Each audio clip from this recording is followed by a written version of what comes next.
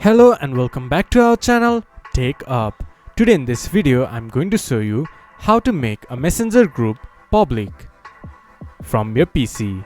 To do so, follow some simple steps with me. First of all, open your messenger application or go to messenger website from your browser. Then this type of interface will appear in your screen once you have logged into your account. Then in the chat section, go to the group that you want to make public and make sure that you are the admin of the group. From the top right corner, go to conversation information. Then scroll down a little bit and drop down group option.